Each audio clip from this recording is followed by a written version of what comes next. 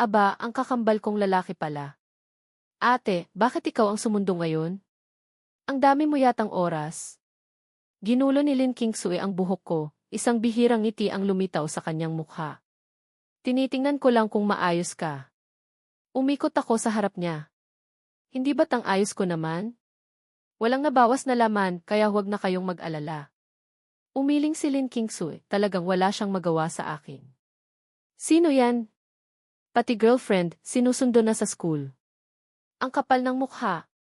Paglabas pa lang ni Jiang Wenming sa school gate, nakita na niya ako, pati na ang kapansin-pansing babae sa tabi ko. Magandang hugis itlog na mukha, malamig na aura, ang buong katauhan niya ay medyo nakakatakot. Nakakainis talaga ang mukhang iyan. Bakit pati personal kong buhay, kailangan mo pang pakialaman? Sinabi ko na sa iyo kahapon, sa susunod, hindi lang isang mangkok ng sabaw ang mangyayari. Tumingin si Jiang Wenming kay Lin Kingsu. Miss, huwag kang magpapaloko sa kanya. Mayabang iyan at dominante. Kahapon nga ng tanghali, tinapunan niya ako ng sabaw. Dapat mong malaman agad ang katotohanan. Hindi siya bagay sa'yo. Tahimik kong pinanood ang palabas ni Jiang Wenming. Nakakatawa talaga. Pero hindi ako magsasalita. Hahayaan kong makita niya ang kamandagi ng ate ko. Gaya ng inaasahan, gumalaw ang mapulang labi ni Lin Kingsu. Sayang lang ang isang mangkok. Sa tingin ko, isang timba ang mas bagay para makita mo kung gaano kakapangit. Hindi ako kumibo. Sa isip ko, binigyan ko ng 100 puntos ang ate ko. Siya nga ang Lin family. Sa galing niyang mang-asar, talo ako. Ang pangit ng mukha ni Jiang Wenming parang nakakain ng berdeng langaw. Yung dalawang lalaki sa tabi niya hindi na nakatiis. Lingyang, huwag kang masyadong mayabang. Mayaman at makapangyarihan ang pamilya ni Mingje, Kuya Ming, at mahal na mahal siya ng mga magulang niya. Hintayin mo ang kahihinatnan ng pagganti niya. Siguradong hindi ka makakatakas. Tumawa ako ng 2 beses tapos pumalakpak. Ang lalim ng pagkakaibigan niyo, ah. Sabihin niyo nga, pera ba ng pamilya niya ang habol niyo o impluensya? Tinaasan ko sila ng kilay, halatang walang pakialam. Inaabangan ko talaga kung paano ako hindi makakatakas. Natahimik sa galit yung 2 lalaki. Tiningnan ako ni Lin Kingsu, marahang hinawakan ang braso ko, at mumisi ng 2 beses. Kung papatulan mo ang mga tanga, magmumukha ka lang walang pinag-aralan. Tara na, ililibre kita ng masarap. Habang tinitingnan ang papalayong likod namin, mahigpit na ikinuyom ni Jiang Wenming ang mga kamao niya. Lingyang, sisiguraduhin kong magbabayad ka. Kundi, hindi na ako si Jiang Wenming. Sa kabilang banda, nakita ng mga babae ang eksenang ito. Grabe. Girlfriend mo ba yung nasa harap? Ang ganda. Kahit babae ako, na-in love ako. Mukhang kinikilig si Sutayan. Tumingin si Fang Xiao sa mga mata ni Jiang Xinyu na dumilim. Hindi nakikita ng iba, pero alam niya lahat. Yuji, alam mo bang may girlfriend na ang katabi mo? Huminto si Jiang Xinyu, sumakay sa bisikleta. Anong pakialam ko? Nagkatinginan yung tatlo, sumunod na lang. Ang mukha ni Jiang Xinyu at Lin Kingsu, simula nang sumakay sa kotse, ay hindi na gumanda. Nakatungo ako. Ang pamilyang Lin ay kakampi sa kamag-anak, hindi sa iba. Ganito sila ngayon, siguradong alam nilang inaapi ako. Hinawakan ko ang braso ni Lin Kingsu, nagpapaawang parang tuta. Ate, huwag ka nang magalit, please. Tingnan mo, okay lang naman ako. Masama sa katawan ang magalit. Ito ang kahinaan ni Lin Kingsu. Sige, ikwento mo ang nangyari sa sabaw na yon. Sumandal siya sa likod ng upuan, parang handang makinig. Umupo ako ng diretsyo, tiningnan si Lin Kingsu, at walang pagmamadaling ikinuwento ang nangyari noong araw na iyon. Nang makita ni Lin Kingsu ang nanggigigil kong mukha, sa wakas ay hindi na siya seryoso. Isang araw ka pa lang dito, ganito na agad ang nangyayari. Ano na namang dahilan nito? Kumaway ako, nagkunwaring walang alam. Ewan ko. Siguro naiinggit sila sa kagwapuhan ko. Noong araw na iyon, umupo siya sa pwesto ko para kausapin ang katabi ko. Pinatayo ko siya, tapos nag-usap lang kami ng konti, wala nang iba. Nagtatakang tumingin si Lin Kingsu. Katabi? Pagbanggit kay Jiang Xinyu, isang kislap ng interes. Ang dumaan sa mga mata ko. Siya ang campus, overlord bully, o campus beauty ng BY. Basta, sikat na tao. Ang importante, hindi siya nag-aaral. Narinig ko sa pinsan ko, magaling din daw siya sa klase. Kundi, paano siya makakapasok sa science experimental class? Hindi na nagsalita pa si Lin Kingsu. Kinuha niya ang tablet at naglaro. Ako naman, nagpahinga ng isang gabi sa bahay. Mas maganda na ang pakiramdam ko. Dahil sa address ng bahay, sadyang nagpaalam ako para sa morning self-study. Umabot ako sa unang klase. Nang makita ako ni Song Jingian, palihim siyang humarap. Akala ko kung ano nang nangyari sa'yo. Ano ka ba? Mahigit 2 oras din ang biyahe mula Bicheng papuntang Ningcheng. Natatakot sina mama at papa na baka hindi ako makapagpahinga ng maayos, kaya nagpaalam ako para sa isang morning self-study. Hindi ba't lahat ng test papers ng school team ngayon tapos ayusin na ang upuan?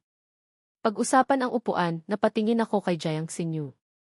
Hindi ko akalain na maaga rin siyang dumating ngayon.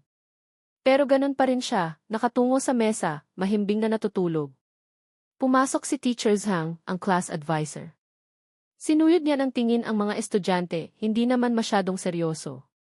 Itong opening exam, sa totoo lang, mahirap ang test paper. Pero may kaklase tayong nakakuha ng 650 at 145 sa English, 140 sa math. Pagkasabi pa lang noon, biglang umingay ang classroom. Sino iyon? Ang galing! Second year pa lang, ganyan nakataas ang score. Kung magre-review pa, hindi ba't invincible na? Siguro si Jiang Xinyu. Kasi naman, sa klase natin, siya lang ang ganyan kagaling sa math. Nag-usap-usap ang lahat. Ang mga exam sa BY ay laging mabagal lumabas. Minsan, mahirap nang makakuha ng 600, paano pa kaya ang 650? Pumalakpak si Teacher Zhang. Tahimik. Pagkatapos, kinuha niya ang listahan sa kamay niya. Sa batch, 5 ang nasa top sa klase natin. Kumpara sa kabilang experimental class, halos tabla lang. Pero sa top 3 ng batch, 2 ang galing sa klase natin. Ang top 1 ng batch at top 1 ng klase ay si Lingyang. Anong narinig ko? Si Lingyang pa ang nakaagaw sa top 1 spot ni Yuji sa klase. Si Sutian, na kanina palutang, biglang natauhan. Ang top 3 ng batch at top 2 ng klase ay si Jiang Xinyu. Pagkatapos basahin ni Teacher Zhang ang top 1-0 ng batch at top 5 ng klase, ibinaba niya ang papel. Si Lingyang ay transfer student, pero napakagaling pa rin grades results niya. Agad siyang gumawa ng ingay. Mahigit 40 puntos ang lamang niya sa top 2 ng batch. Pati si Jiang Xinyu ay nagising sa sinabing iyon. Ang tamad niyang mga mata ay hindi napigilang mapatingin sa akin. Pero nakatungo pa rin ako sa libro, walang masyadong reaksyon. Hindi ako kontento sa grades results na ito. Sa history and grades results ko, ang language at science ay talagang napakababa. Napapikit si Jiang Xinyu, may halong pagkainis sa puso niya. Sunod, tumayo ang buong klase at lumabas para maghintay sa pag-aayos ng upuan. May kakaibang patakaran ang BY. Ang upuan sa experimental class ay pipiliin base sa grades results. Diretso akong pumasok, sinuyod ng tingin ang mga bakanting upuan sa classroom. Pinili ko pa rin ang dati kong pwesto. Una, tinatamad akong maglipat ng libro at mesa. Pangalawa, kung tatangkad pa ako, baka maharangan ko ang marami kung upo ako sa harap. Pagkaupo ko, pumasok si Jiang Xinyu. Nang makita niya ako, umisi siya, lumapit sa dati niyang pwesto at umupo. Kumunot ang noo ko. Hindi ba't ayaw mo ng katabi? Bakit hindi ka pumili ng sulok para mag-isa ka? Nakadapa si Jiang Xinyu sa mesa, diretso akong tinitigan. Gusto ko pa sanang matutunan sa'yo kung paano magpalit-palit ng ugali at kung paano maging ganyan kagaling. Bigla kong naisip, mukhang masaya rin palang may katabi. Anong klaseng pagpapalit-palit ng ugali? Namula at namuti ang mukha ko. Gaano kaya karami ang alam niya? Kinakabahan ako, pero pilit kong pinapakalma ang sarili. Natural lang na magaling. Pero kung masaya, yon ang hindi. Hindi na nagsalita pa si Jiang Xinyu. Sunod-sunod na pumasok ang iba. Una, nagulat sila na kami pa rin ang magkatabi. Pagkatapos, kanya-kanya na silang pumili ng upuan. Si Song Jingyan, nasa gitna ang ranking, pinili pa ring umupo sa harap ko. Nang lahat na ng upuan sa classroom ay may nakaupo na, pumasok si Teacher Hang.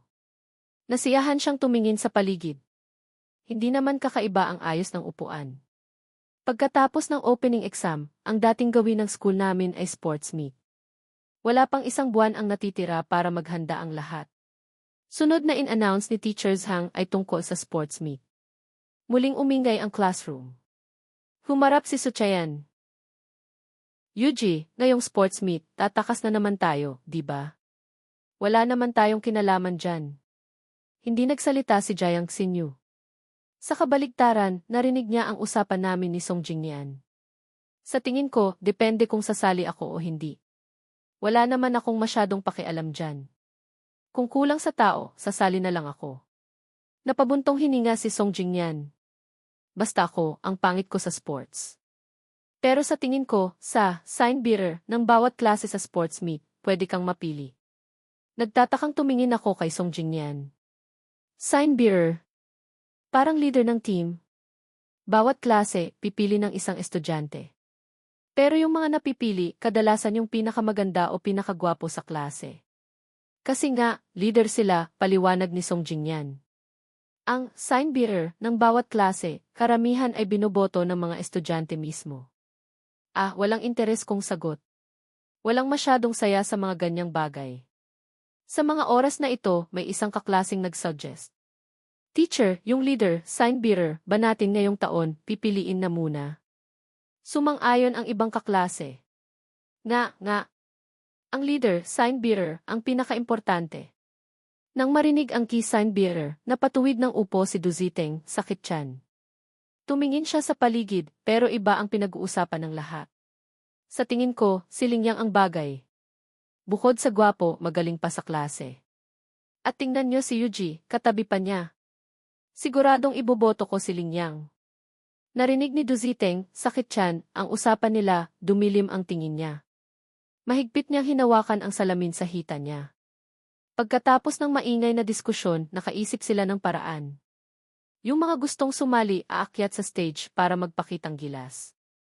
Pagkatapos, boboto ang klase. Kung sino ang may pinakamataas na boto, siya ang magiging sign bearer. Si Duziteng, sakit tiyan, ang unang nagtaas ng kamay para sumali.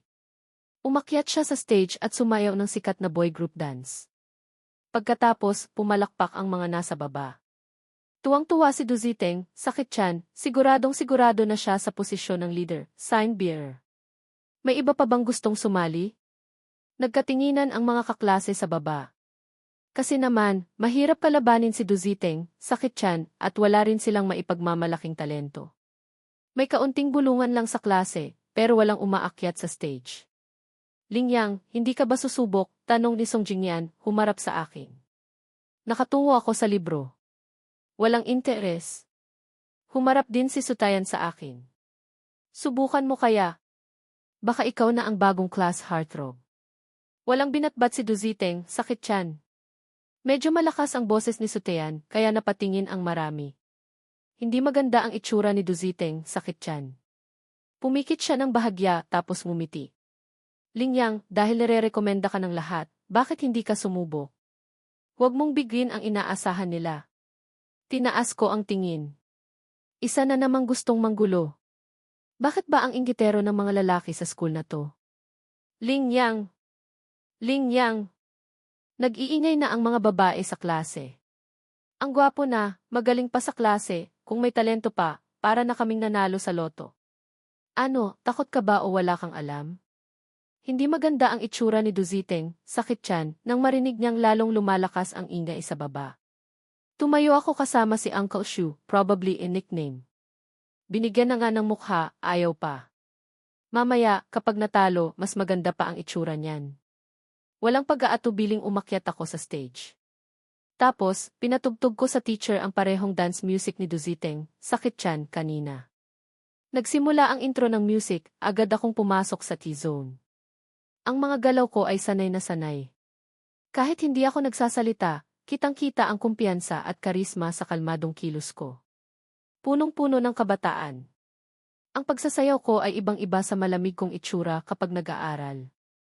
Habang sumasayaw, parang may mga bituin sa mata ko. Malinis at eksakto ang mga galaw at ekspresyon ko. Pati ang huling kiwingti ko, parang pana ni Cupido na tumama sa puso ng lahat. Ang ngiti ko na may dimples ay nakakabighani. Grabe! Ah! Mag-debut ka na! Ang gwapo mo! Yuji, anong klaseng lalaki si Lingyang? Simula ngayon, number 1 fan mo na ako. Pagkatapos manood ni Sutayan, walang tigil siyang nagsasalita sa tabi ni Jiang Xinyu. Manahimik ka! Sinamaan siya ng tingin ni Jiang Xinyu.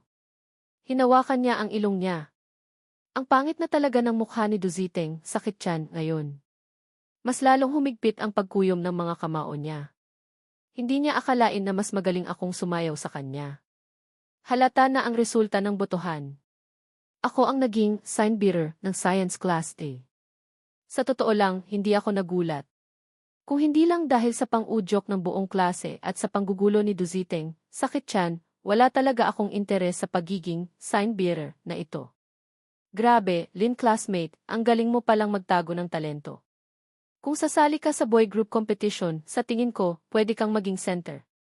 Ina-announce ko, simula ngayon, number 1 fan mo na ako. Talagang nag-iba na si Sutean, naging number 1 fan ko na. Nararamdaman ko lang ngayon na masakit ang ulo ko. Nadagdagan na naman ng isang bagay na nakakainis. Lingyang, ang galing mo talagang sumayaw. Ang cool! Medyo nauuhaw ako sa pagsasayaw. Binuksan ko ang tumbler ko at uminom ng tubig. Narinig ko ang isang pamilyar na boses sa tabi ko. Gwapo, ano pa bang hindi mo kayang gawin?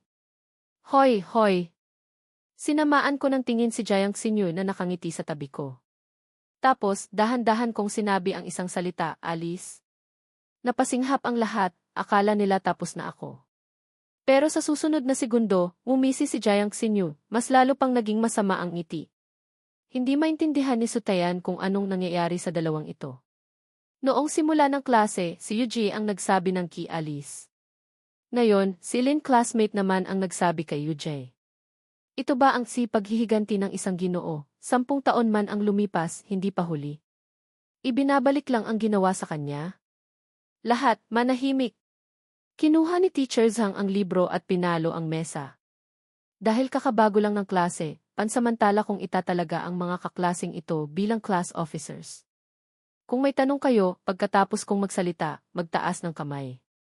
Class President, Jiang Xinyu. Vice President at League Branch Secretary, Duziteng, Sakitchan. Study Committee Member, Lingyang. Cultural and Recreational Committee Member, Song Jingyan. Sports Committee Member, Liu Yang. May objection opinion ba kayo? Tamad na nagtaas ng kamay si Jiang Xinyu. Class President, masyadong maraming trabaho, nakakainis. Naintindihan ni Teacher Zhang ang ibig niyang sabihin. Ngumiti siya. Alam kong prinsesa ka. Magiging figurehead ka lang. Kung may kailangan, si Duziteng, Sakitchan, ang gagawa o pwede rin ang study committee member. Ibinaba ni Jiang Xinyu ang kamay niya. Pwede na iyan. Pagkatapos ng klase, nakahinga ng maluwag ang lahat. Biglang umingay ang classroom. Lin classmate. Lin classmate. Ang fan mo, humihingi ng wechat mo. Humarap si Sutayan mula sa harap, puno ng pag-asa ang mukha. Nang marinig ni Song Jingyan ang iwechat, sinamaan niya ng tingin si Sutayan. Ako at si Lingyang ang pinaka-close sa klase. Ako muna ang mag-a-add, mas maganda kung close na kami. Hindi pa nga na-add sa wechat, ang yabang na ng tono ni Sutayan. Talagang nainis si Song Jingyan. Napatawa ako. Itong dalawang ito, kung sila ang nasa harap ko, mukhang magiging masaya ang mga susunod na araw. Kinuha ko ang cellphone ko mula sa bag, binuksan ang i-hit code. CJ, i-add nyo. Humarap si Song Jingyan, kinuha ang cellphone at nag-scan ng code. Agad namang kinuha ni Sutayan ang cellphone sa bulsa niya at nag-scan. Hindi ko akalain, may dala ka rin palang cellphone, Lin classmate. Bawal ba? Akmang itatago ko na sana ang cellphone ko nang pigilan ako ni Jiang Xinyu. Walang pagmamadali siyang nag-scan din ng code. Yung sasabihin niya sana, bigla niyang nilunok. Bakit niya ako i-a-add? Pagkatapos i-add ni Song Jingyan sa WeChat, medyo natulala siya nang marinig ang sinabi ko. Hindi ba't bawal dalhin sa school? Isa-isa kong inapprove ang mga friend request. Ganito kasi yung dati kong school, wala namang ganong patakaran. Umiti si Sutian ng aasar. Ang patakaran ay patay, ang tao ay buhay, di ba? Fiyang, fat sheep prosperous sheep, WeChat name. Medyo kakaiba sa personalidad ko. Pati Feiyang tatawagin mo. Galit na galit si Song Jingyan. Lahat na lang, naunahan siya ni Sutian. Bli! Huwag kang mainggit. Halata namang siyang Zai, Lingyang, ang tinatawag na Xiaoming, palayaw ng pamilya niya. Bilang kaibigan, bakit ko pa siya tatawaging Lin classmate? Mas close kung Feiyang, di ba? Ang daldal ni Sutian, walang makatalo sa kanya. Grebe. Biglang sumigaw si Sutian. Agad na natahimik ang classroom. Lahat ng tingin ay napunta sa kanya. Agad siyang kumaway. Wala. Maglaro lang kayo. Wala akong pakialam, ako ang number 1 Xiao Feiyang, Little Feiyang. Narinig ko yon, nagulat ako. Anong number 1 Xiao Feiyang? Ako rin. Lingyang, ang cool mo pala noong nagpakulay ka ng buhok. Nakita rin ni Song Jingyan ang moments ko. Kahit isang buwan lang ang visibility, marami rin akong pictures doon. Isa sa pinakabago ay yung kulay purple gray ang buhok ko, astig ang ayos, nakaupo sa race car. Mukhang siga pero gwapo. Umiti ako, walang masyadong sinabi. Gusto ko ring magpakulay ng buhok, pero ayaw ni na mama at papa. Sabi nila pagkatapos daw ng college entrance exam di. Biglang nalungkot si Song Jingyan. Bigla siyang may naisip. Tara, magpabutas tayo ng tenga. Pagdating ng sports meet, pwede na tayong magsuot ng magagandang hikaw. Kung ganoon, pwede rin akong magpabutas. Ang ganda ng hikaw ni UJ. Baka ganon din ako. Maganda kasi siya.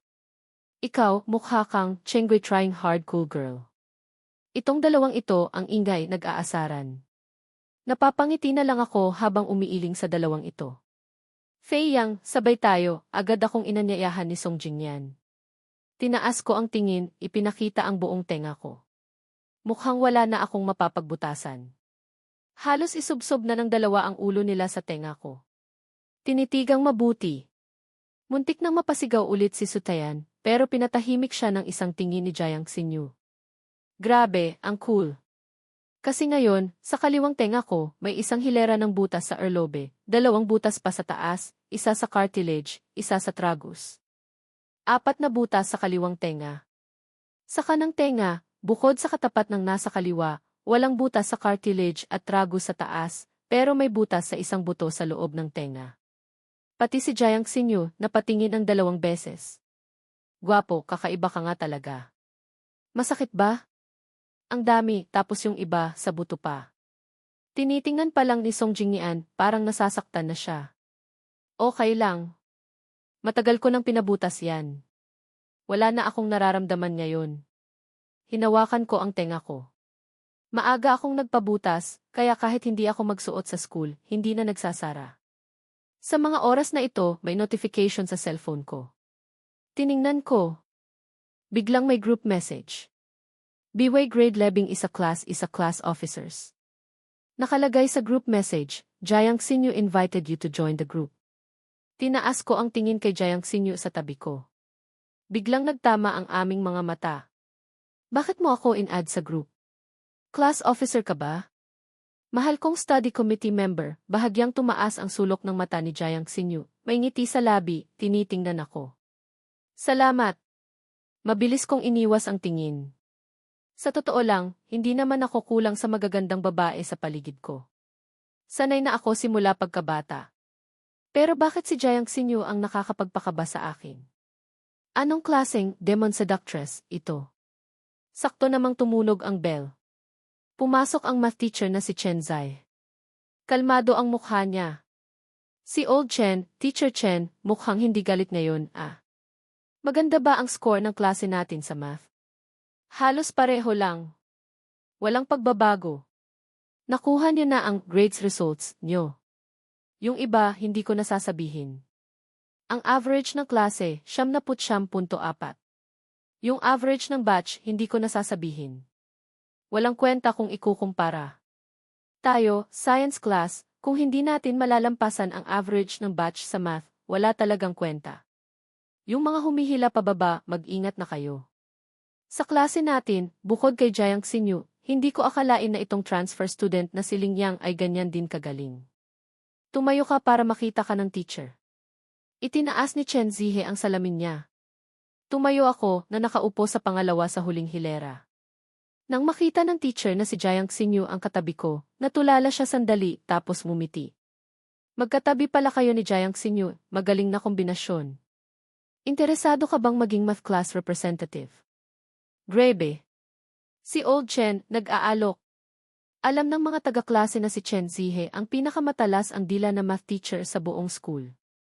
Tipikal na nakangiting tigre. Pero magaling din siyang magturo. Noong nakaraang semester, sa klase na hawak niya, ayaw ni Jiang Xinyu na maging class representative. Yung ibang estudyante, hindi niya masabi ang grades results sa math. Kaya pinakuha na lang niya sa study committee member ang mga math homework. Hindi na siya pumili ng class representative. Tungkol dito, wala akong masabi. Bigla, isang tamad at malamig na boses ang narinig. Wala nang kwenta. Study committee member na siya. Study committee member. Kung ganoon, ikaw na rin ang kumuha ng math homework, tulad ng dati. Yung trabaho ng math class representative, ikaw na rin ang gumawa. Madali lang naman. Walang masyadong gagawin. Umupo ka na. Kumaway si Chen Zihe, sinanyasan akong umupo. Yung si Old Chen, nakangiti. Siguradong dahil ang gwapo ni Yang Je, Kuya Yang. Ngayon ko lang siya nakitang umiti ng ganyan. Pagkaupo ko pa lang, humarap na si Sutian, pabulong na nagsalita. Sino ba namang hindi, ang gwapo ko, may ganyang trato? Hindi ako tumanggi sa sinabi niya. May malakas na kutob si Sutian. Wala pang kalahating taon, siguradong magiging pareho na silang dalawa. Ang walang pakundangang pagkamayabang, parang si Yuje. Ako naman, hindi masyadong nakikinig sa klase. Ina-analyze ko ang mga mali ko. Nakatungo ako sa scratch paper, paulit-ulit na nag-verify. Tama naman ang paraan ko, pero iba pa rin ang resulta sa sagot. Kumunot ang gwapo kong mukha. Pinaikot-ikot ko ang ballpen. Iba ang mga value na ginamit sa magkabilang panig, paano magiging tama? Bigla akong nag-angat ng ulo, nagtama ang aming mga mata ni Jiang Xinyu. Hindi. Pero kanina pa niya ako tinitingnan habang nagsusolve. Isang kamay ni Jiang Xinyu ang nakasandal sa baba niya, bahagyang tumaas ang sulok ng mata. Walang kapintasan ang maganda at maliit niyang mukha. Unang beses ko siyang tinitigan ng ganito kalapit, medyo natulala ako. Ano, na-inlove ka na sa ganda ko? Nagulat ako, napakurap. Sobrang lapit namin ngayon. Mayabang. Kinuha ko ulit ang ballpen, yumuko para mag-solve. Pero namula ang tenga ko. May halong pang-aasar ang ngiti ni Jiang Xinyu. Muli siyang yumuko. Ang susunod na klase ay self-study. Ang mga teacher ng 3 science subjects ay nag-require na intindihin na ng lahat ang mga maling sagot nila. Yung mga hindi maintindihan, pwedeng magtanong sa teacher o sa kaklase. Yujai. Yujai. Sa science, sayo kami aasa. Itong buong papel, 2 paghahati 3 ang hindi ko alam. Please. Desperadong yumakap sa hita ni Sutian, sabay sulyap sa akin. Fiyang, kumusta ang science mo? Umiling ako. Sobrang baba. 255? Ang yabang mo. Ayaw nang magsalita pa ni Sutian. Huhu, lahat kami aasa kay Yuji. Kakaiba talaga siya. Tuwing exam, mahirap man o madali, laging perfect score sa science at math. Sa language at English, pinagsama, 150. Laging nasa 600 ang score. Medyo natulala ako. Ang galing sa science. Kung tataas pa ang humanities niya, hindi ba't sobrang galing na? Kakaiba nga. Hindi yan walang utak, kundi kulang sa common sense. Ha ha ha ha. Ang malamig na boses ni Sutian ay umalinggaw sa tawa. Naging seryoso ang mukha ni Jiang Xinyu. Sinamaan niya ng tingin si Sutian. May sakit ka ba? Wala. Yuji, sa'yo kami aasa. Wala talaga akong masagot. Hindi ako masyadong nagsalita, nagpatuloy sa pagtingin sa test paper ko. Okay lang ang biology at chemistry. Yung physics lang ang 70. May mga problem type na unang beses ko lang na-encounter. Kinuha ko ang picture ng mga tanong, ipinadala sa ate ko. Sa mga oras na ito, hindi na makatanggi si Jayang Sinyu kay Sutayan, nagsimula na siyang magturo sa kanya. Naging tahimik ang klase. Dahil ang physics ngayon ay mahirap, karamihan ay 50 tandang bawas 60 lang ang nakuha. Yung mga mababa, 30 tandang bawas 40, mayroon ding naka-perfect score. Walang nangangahas na magtanong kay Jayang Sinyu, si Sutayan lang ang mailakas ng loob. Kaya lahat sila, nakikinig lang sa paliwanag ni Jayang Sinyu kay Sutayan. Nakikinig habang nagsusulat. Pero kasabay nito ang pagiging iritable ni Jayang Sinyu. Kasi naman, si Sutayan sa harap niya, halos walang alam. Grabe, Sutayan, binili mo ba ang pagpasok mo sa experimental class? Hindi mo alam kung saang direksyon ang force effect ng pera? Bakit ka pa nag-aaral? Sinabi ko na, ay substitute lang sa formula. Ang pag-substitute sa formula, kahit sino kayang gawin. Ang maliit na puso ni Sutayan ay labis nang nasaktan. Yung mga nasa harap na palihim na nakikinig, pinagpapawisan na rin ng malamig. Sila rin, hindi masyadong naiintindihan. Hindi talaga masisisi si Sutayan. Aling direksyon, aling formula, aling value ang isu-substitute. Hay, wala na akong utak. Lingyang, naintindihan mo na ba? Humarap si Song Jingyan. Akala niya, nakikinig din ako sa paliwanag ni Jayang Sinyu. Umiling ako. Hindi pa. Hinihintay ko pa ang reply ng ate ko. Humingi ka ng tulong sa ate mo, bakit hindi ka na lang sa akin humingi ng tulong? Ako na magtuturo sa'yo. Parang nanonood ng palabas si Jayang Sinyu, tamad at malamig ang tono. Sinamaan ko siya ng tingin, isang ialis di lang ang isinagot ko. Nagkatinginan sina Sutian at Fang Xiao, tapos nagpipigil ng tawa. Mukhang si Lingyang lang ang kayang makapagpatiklop kay Yuji. Sa tahimik na classroom, umalinggaw lang ang malinis at eksakto kong ialis. Lahat ay nagpipigil ng hininga, gustong makita ang reaksyon ni Jayang Sinyu. Lahat sila, kinakabahan para sa akin. Sinabihan mo akong umalis, aalis ako. Hindi ba't nakakahiya yon? Ayoko nga. Pagkasabi pa lang noon, kinuha ni Jayang Sinyu ang test paper ko. Yung huling dalawang tanong, pareho lang naman ang problem type, halos pareho lang. Kinuha ni Jayang Sinyu ang pulang ballpen sa kamay ko. Huwag mo akong tingnan mo ang test paper. Hindi ko na rin naman balak makipag-away sa kanya. Kung tuturuan niya ako, hindi na ako tatanggi. Itong dalawang ito, mahirap lang i-determine ang direksyon. Kasi alam niya tapos is-segment mo lang, i-analyze ang forces. Kung maraming unknown variables, mag-assume ka lang ng ilang sa huli, makakancel din naman lahat yan. Habang nagsasalita si Jayang Sinyu, diretso niyang isinulat sa test paper ko ang mahahalagang formula at notes. Akmang magpapatuloy pa sana siya nang kunin ko pabalik ang test paper. Salamat, alam ko na kung paano ang susunod. Anong alam ko na ang susunod? Lalo pang nalito ang lahat. Naintindihan na agad. Fei Yang, alam mo na? Tumango ako. Kinuha ko pabalik ang ballpen mula kay Jayang Sinyu. Para talaga kaming naglalaro ng charades. Mabilis kong sinagutan ulit ang dalawang tanong. Nang tumama na ang sagot, nakahinga ako ng maluwag. Tinaas ko ang tingin, nakita kong nakakaawang nakatingin sa akin si Sutayan. Fei Yang, please. Hindi ko na kaya si Yujie. Ikaw na lang ang nakakaintindi ngayon. Nakakatawa talaga. Pero tiningnan ko ang mga tao sa klase, lahat sila ay bahagyang nakaharap sa direksyon ko. Fei Yang, umakyat ka na lang sa stage para i-analyze mo para sa amin. Self-study naman, at ikaw din naman ang study committee member. Tiningnan ko ang paligid, lahat sila ay tumatango habang nakatingin sa akin. Nag-isip ako sandali. Sige na nga, tutulong na lang ako. Pagkatapos, tumayo ako, kumuha ng 3 test paper at umakyat sa stage. Sige, tutulungan ko kayong i-analyze. Kung may mali akong masabi, pwede nyo akong itama. Wala na rin tayong masyadong oras. Unahin na natin ang medyo madaling biology. May ilang puntos lang akong babanggitin. Yung mga standard at formula sa experiment, pwede niyong i-memorize. Tapos, bukod sa mga calculation problems, lahat nasa libro. Pwede niyong buksan ang libro niyo.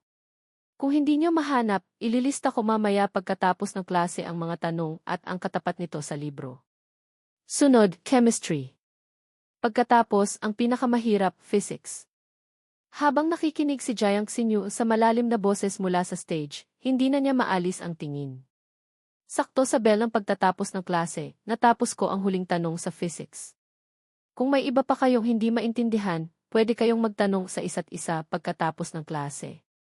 Yung mga hindi maintindihan, pwede nyo rin akong tanungin. Pagkatapos kong magsalita, bumalik ako sa upuan ko. Teacher Lin, hindi ko maintindihan tong tanong na to. Kakainom ko lang ng tubig, muntik na akong mabulunan nang marinig ko ang boses sa tabi ko. Si Jiang Xinyu, nagluloko ba? Tiningnan ko, isang English test paper pala.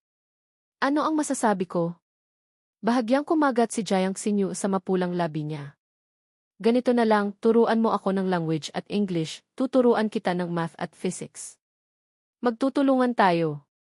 Tapos, araw-araw, dadalhan kita ng gatas sa umaga. Sino ang bata? At bakit ako makikinig sa'yo? Takot ka ba, Teacher Lin? Natatakot ka bang matutunan ko ang language at English tapos malampasan kita? Natatakot ka, no? Hindi ko alam kung sino ang nagsabi kanina na kung hindi maintindihan, pwede siyang tanungin. Ang bilis mong magbago ng isip, talagang kontrabida masamang tao. Anong hindi magaling sa language? Ang galing niyang gumamit ng classical Chinese. Pero ito ang kahinaan ko. Kapag hinahamon ako, lalo akong hindi sumusuko. Sino ang takot? CJ.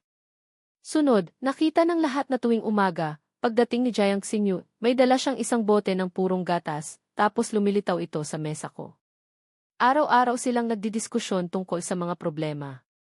Nakikita pa nila si Jiang Xinyu na nagsusulat ng English at language test papers o naghahanda ng mga salita. UJ, seryoso ka na ba talagang nag-aaral? Ilang araw nang hindi makapaniwala si Sutayan. Hindi man lang nag-angat ng ulo si Jiang Xinyu. Hindi ba halata?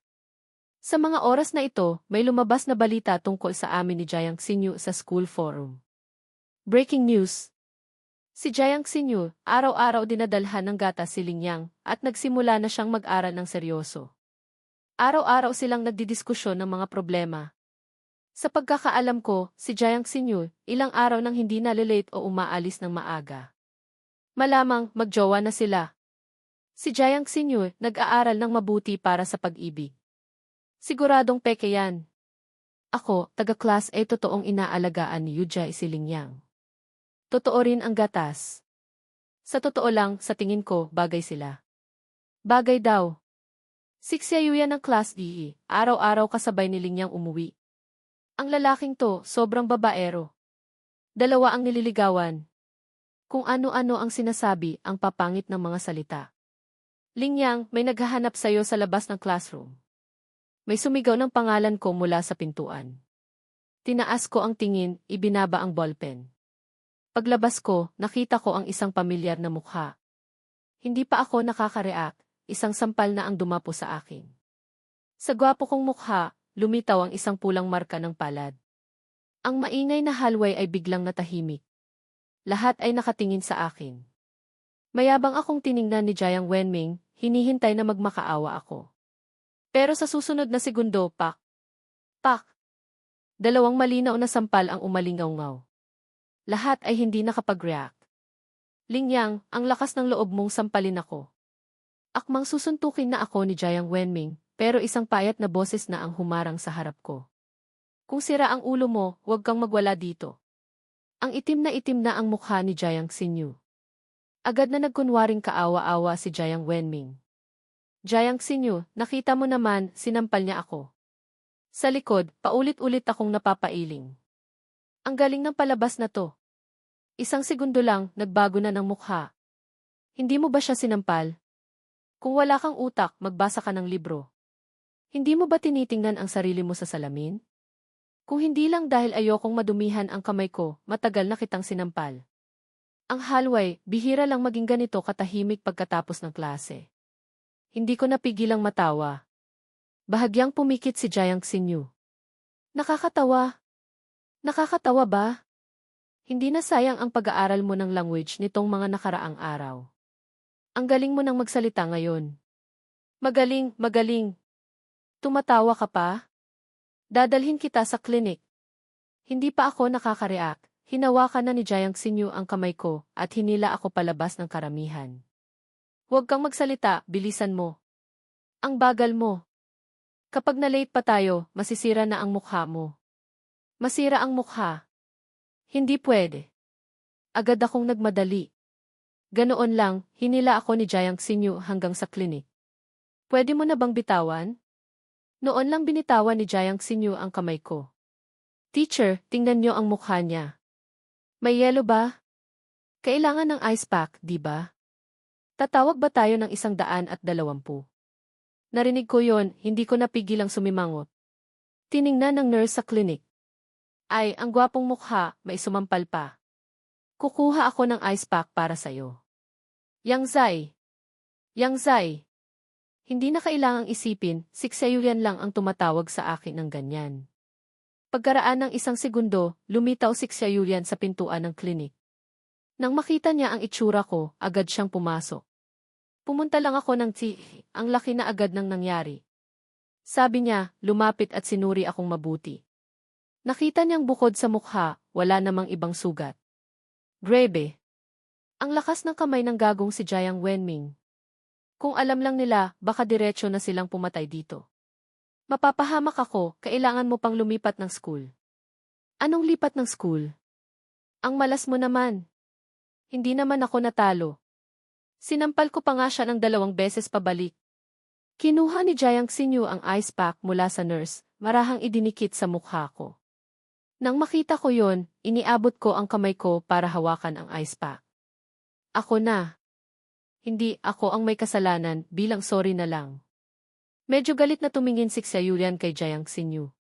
Jiang Xinyu, alagaan mo ang mga manliligaw mo. Siling niyang treasure ng pamilya namin. Kapag napahamak talaga siya, baka gibain ng mga magulang niya ang school. Anong gibain? Itong pinsan kong to, gumagawa pa ng chismis tungkol sa akin. Tumingin ako sa magandang mga mata ni Jiang Xinyu.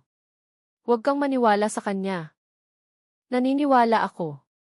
Biglang sumaya ang pakiramdam ni Jiang Xinyu. Dahil nalaman niyang pinsan ko si Xiaoyan. Bumalik ka na sa klase. Nakatayo ka lang dyan, hindi ka naman nakakatulong, nakakaistorbo ka pa. Balik na, balik na. Narinig ko ang bell, pinapabalik ko na si Xiaoyan sa klase. Gusto sanang maiwan ni Xiaoyan, pero si Xiajai, Teacher Xia, ang teacher nila, kaya bumalik na lang muna siya. So, si Xiaoyan, pinsan mo. Walang pagtanggi. Nakaupo sa isang kama sa klinik. Ang tatay niya, pinsan ng tiyuhin ko. Kundi, papayag ba ang pamilya ko na mag-aral ako sa Bicheng? Bahagyang natulala si Jiang Xinyu, hindi napigilang magtanong ulit. Bakit ka pumunta sa Bicheng? Umiti ako. Kasi ayokong masyadong kontrolado, di ba? Ayaw mong masyadong kontrolado. Bahagyang umisi si Jiang Xinyu. Nang medyo humupa na ang pamamaga ng mukha ko, nagpa siya kaming bumalik na ni Jiang Xinyu sa classroom. Pagdaan pa lang namin sa tapat ng office, tinawag kami ni Teacher Zhang. Kayong dalawa, pasok kayo. Kakaibang tahimik ang office. Bukod kay Teacher Zhang, nandun din ang class advisor ng kabilang section na si Chen Fenfen at si Jiang Wenming. Ang mukha ko, pagkatapos lagyan ng yelo, hindi kasing grabe ng kay Jiang Wenming. Lingyang, sabihin mo kung anong nangyari. Sinampal mo si Jiang Wenming? Nagtanong na si Teacher Zhang sa ilang estudyante sa klase kanina. Nang makita niya ang mukha ko na may marka rin ng palad, alam na niya siguro kung anong nangyari. Opo, sinampal ko siya. Hindi ko man lang inisip na tumanggi o magpaliwanag. Teacher, kita niyo na, inamin niya. Nagpapaawang si Jiang Wenming. Walang magawa ang mga teacher sa office. Akmang magsasalita na sana si Teacher Zhang nang hilahin ako ni Jiang Xinyu sa tabi niya. Teacher, kasalanan ko. Silin classmate, tinuturuan niya ako ng humanities nitong mga nakaraang araw, tinuturuan ko naman siya ng science. Tapos, sinabihan kaming nagde-date. Dahil may mga nainggit, sinampal siya. Sa tingin ko, self-defense lang yon. Ang galing na self-defense. Muntik na akong matawa. Kahit masakit ang mukha ko, sulit naman ang dalawang sampal kay Jiang Wenming. Ang pinagsisisihan ko lang ngayon, hindi ko siya sinampal ng mas marami pa.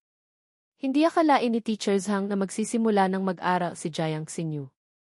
Lalo na't hindi niya akalain na kaming dalawang magkatabi ay magtutulungan sa pag-aaral. Ang gandang halimbawa, nasaktan dahil sa pag-aaral? Hindi pwede.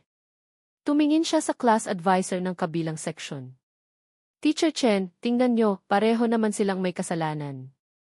Pero si Jiang Wenming ng klase nyo ang naunang nanggulo. Bakit hindi na lang natin ayusin to?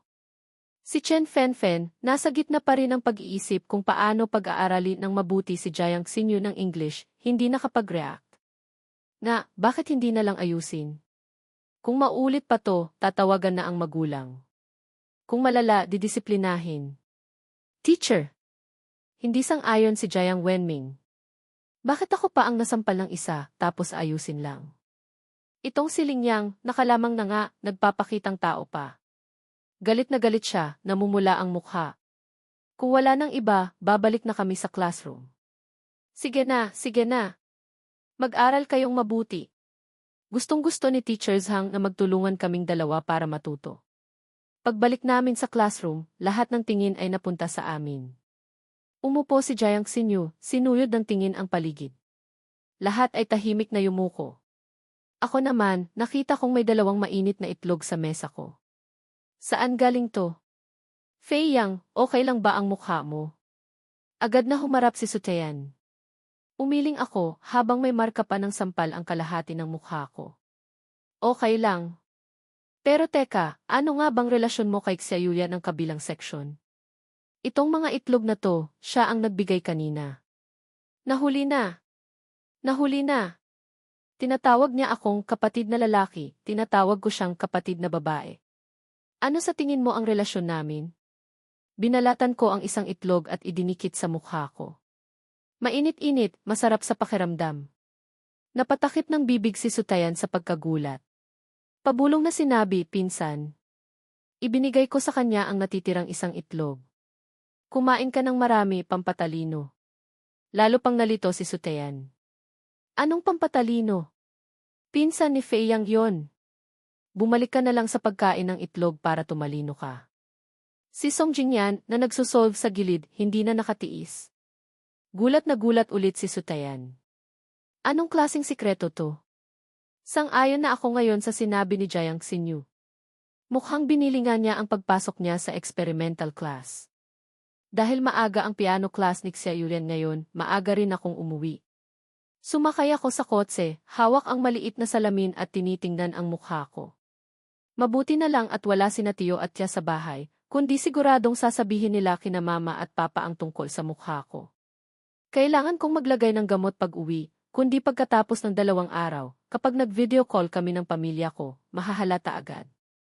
Galit na galit si Xiaoyan. Ang lakas ng kamay ng gagong iyon. Pero nang makita niya ang mukha ni Jiang Wenming, medyo gumaan ang pakiramdam niya. Grabe. Nag-scroll si Xiaoyan sa cellphone niya, nakakita ng isang bagong chismis sa school forum. Inamin ni Lingyang na pinsan niya si Xiaoyan. Noong self-study, tinanong ni Sutayan ang relasyon nila ni Xiaoyan. Sabi niya, isang kapatid na lalaki, isang kapatid na babae. Tinanong ni Sutayan kung pinsan, hindi tumanggi si Lingyang. Pinakain pa niya ang itlog na bigay ni Xiaoyan. Yang Zai, anong sinabi mo sa chismosang yon? Bakit ganito ang sinasabi ng mga tao sa forum? Si Xiaoyan ngayon, kahit tumalon pa sa ilog dilaw, hindi na malilinis ang pangalan. Hindi ba't naghahanap lang siya ng gulo? Nag-scroll ako sa message na yon, walang sinabi. Mabilis kong nakita ang isang message sa baba, may pangalan, hindi anonymous. Si Sutayan pala. Chismis lang yan, chismis lang. Huwag kayong maniwala. Yung unang bahagi lang ang totoo. Ang mga tao sa class 2, tinatawag siyang ate, tinatawag siyang kuya. Hindi ba't magpinsan lang sila? Ano kaya ang iniisip ng isang tao araw-araw? Nakikinig ng hindi naman kumpleto. Nakakainis. Ang galing ni Sutayan. Kaya pala naipasa ang relasyon sa dugo. Ang relasyon ng magkasintahan, grabe. Hindi nakapagtataka na ang gwapo ni Lingyang. Ang ganda nga talaga ni Xiaoyan. Family gen siguro. Kailangan kong suyuin si Lingyang, gusto ko kasing maging bayaw niya. Malinaw na ang paliwanag, wala nang problema. Tiningnan ko ang mga komento sa ibaba, mukhang wala na ring problema. Binuksan ko ang WeChat at hinanap ang chat box ni Sutayan. Salamat, number 1 fan. Ang galing mo. Agad na nag-reply si Sutayan. Pinansin ako ni Idol. Kung hindi ko pa ipapaliwanag, baka saksakin na ako ni Yuji sa leg. Nagulat ako, nag-reply ako ng malaking tandang pananong. Agad na nagpaliwanag si Sutayan. Wala. Idol, alagaan mo ang mukha mo. Pag-uwi ko, nilagyan ko ng gamot ang mukha ko. Balak ko sanang maghanap pa ng ilang physics problems para sagutan. Pero ang cellphone ko sa mesa, walang tigil sa pag-vibrate. Kumunot ang noo ko, binuksan ang WeChat. Si Jiang Xinyu pala ang nag-message. Teacher Lin. Teacher Lin. Nandyan ba si Teacher Lin? Teacher Lin. Teacher Lin. Hindi ko alam tong tanong na to. Sunod-sunod ang message niya. Binuksan ko ang picture, tiningnan. Nag-reply ako. Yung grammar na pinapamemorize ko sa'yo, hindi mo ba minemorize? Hindi na nangahas na magmayabang si Jiang Xinyu. Nag-reply siyang isang mahabang ellipsis. Jiang Xinyu, simula bukas, araw-araw kang magme-memorize sa harap ko. Kung hindi mo magawa, maghanap ka na ng ibang tutor. Suko na ako. Ang Jiang Xinyu sa kabilang linya, tiningnan ang message. Tapos na. Siya na mismo ang naghukay ng sarili niyang libingan. Nilagay ko sa airplane mode ang cellphone, isinantabi. Humarap ako para magpatuloy sa pag-aaral. Kinabukasan, pagdating ko pa lang sa classroom, nakita kong may dalawang maganda at elegante na sulat sa mesa ko. Pagkaupo ko pa lang, ibinagsak na ni Jiang Xinyu ang bag niya sa mesa. Wow, Fi Yang! Ang aga-aga, may love letter ka na. Sabay pumasok sina Sutayan at Jiang Xinyu. Halatang-halata ang eleganteng sulat sa mesa. Akmang magsasalita na sana ako nang abutin ni Jiang Xinyu ang dalawang sulat. Ako na ang magtatago para kay Teacher Lin, walang anuman, pero huwag mong itatapon. Inilabas ko ang libro mula sa bag ko. Sanay na ako sa mga ganito simula pagkabata. Nagulat si Sutayan sa reaksyon ko. Hindi mo man lang titingnan? Walang pakialam ang ekspresyon ko.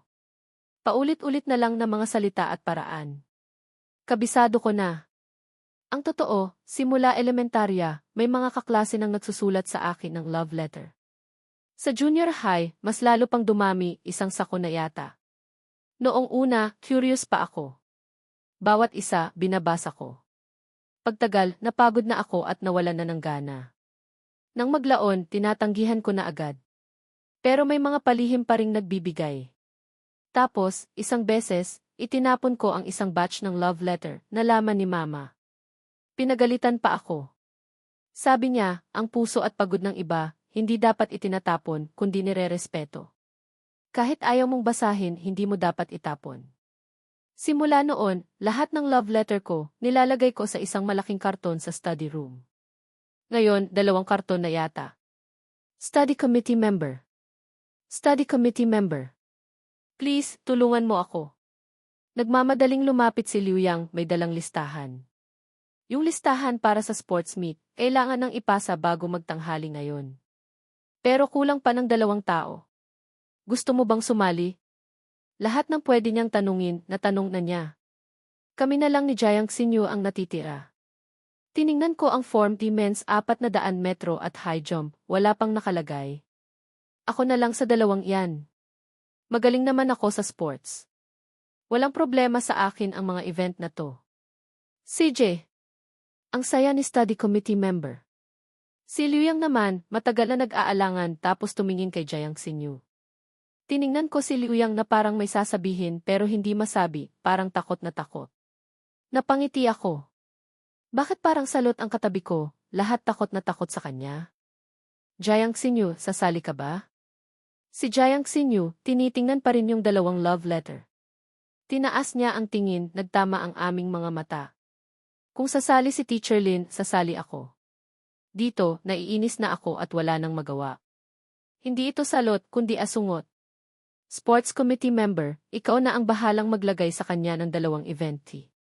Nang makita ni Liu Yang na ganun ang sinabi ni Jiang Xinyu, nilagyan niya ito sa women's 1-1-0 hurdles at women's 400 metro. Sa pagkakaalala niya, si Jiang Xinyu ang maihawak ng school record sa 2 event na ito. Salamat, study committee member. Sa wakas, makakapagpasa na ako. Sunod, gaya ng dati, sabay kaming nag-aaral ni Jiang Xinyu. Wala nang masyadong sinasabi ang iba. Kasabay nito, na-inspire ang lahat sa experimental class na mag-aral ng mabuti. Kasi naman, ang top 1 at top 2 ng klase, parehong nagsisikap. Wala na silang mukhang ihaharap kung magpapabaya pa sila. Malapit na ang sports meet. Nagbigay ng ilang paalala si Teacher Zhang sa klase. Bukas na ang sports meet. Nitong nakaraang linggo, maganda ang performance nyo. Karapat-dapat kayong purihin. Pagkatapos ng sports meet at National Day, magpahinga kayong mabuti. Pero huwag niyong pababayaan ang monthly exam pagbalik. Pagkatapos ng monthly exam na ito, magkakaroon ng parent-teacher conference. Kaya alam niyo na kung ano ang mas mahalaga, hindi ko na kailangang sabihin pa. Bukas, lahat naka-uniforme. Ikaw, Lingyang, sundin mo lang ang patakaran para sa sign beer. Sige, kayo na ang bahala sa susunod. Mga atleta, galingan nyo bukas. Fei Yang sa sports meet, tara, lumabas tayong 4. Humarap si Sutian, puno ng pag-asa. Nag-iisip pa siya kung anong damit ang isusuot bukas at kung saan pupunta. Nag-isip si Sutian. Dadalhin kita sa clubbing. Gusto mo bang isama ang katabi ko para makakita ng mundo? Clubbing. Muntik na akong matawa. Ibinaba ni Jiang Xinyu sa tabi ko ang cellphone niya. Isang kamay ang nakasandal sa mukha habang tinitingnan ako. Si Teacher Lin namin, hindi pa ba nakakakita ng mundo? Masyado mo siyang minamaliit. Nakakainis talaga. Laging si Jiang Xinyu ang ganito kasarkastiko. Gaano kaya karami ang alam niya? Tiningnan ko si Jiang Xinyu na parang nakangiti pero hindi. Malapit na, kapag nalaman niyang masyado ng marami ang alam ko, baka patahimikin na niya ako. Pagkasabi ko noon, lalo pang lumaki ang ngisi ni Jiang Xinyu. Hindi maintindihan ni Sutayan. Siguradong may sikreto ang dalawang ito. Sa mga oras na ito, nakatanggap ako ng message mula sa kababata kong si Luyan. Yang Zai, saan tayo pupunta sa National Day? Pag-uwi ko, mag-aayos muna ako. Gusto ko nang magpakulay ng buhok, tulong. Actually, hindi naman kailangan yung kulay mo dati.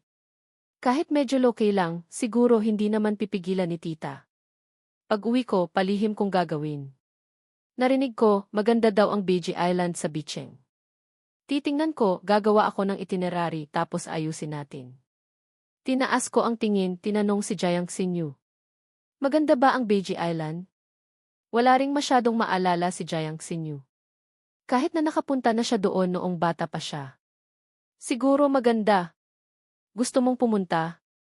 Nag-scroll ako sa cellphone ko, tiningnan ang ilang picture ng BG Island. Maganda nga. Nag-message ako kay Luyan. Pinag-iisipan ko pa. Titingnan natin mamaya. Saglit lang akong tumingin tapos itinago ko na ang cellphone ko. Mas mabuti pang yumuko at magpahinga muna. Kinabukasan, maingay na ang classroom dahil sa sports meet. Pwede nang magdala ng cellphone ang lahat. Kaya marami nang nakaupo ng grupo-grupo. Pagdating ko sa classroom, medyo late na ako. Pagkaupo ko pa lang, biglang natahimik ang classroom.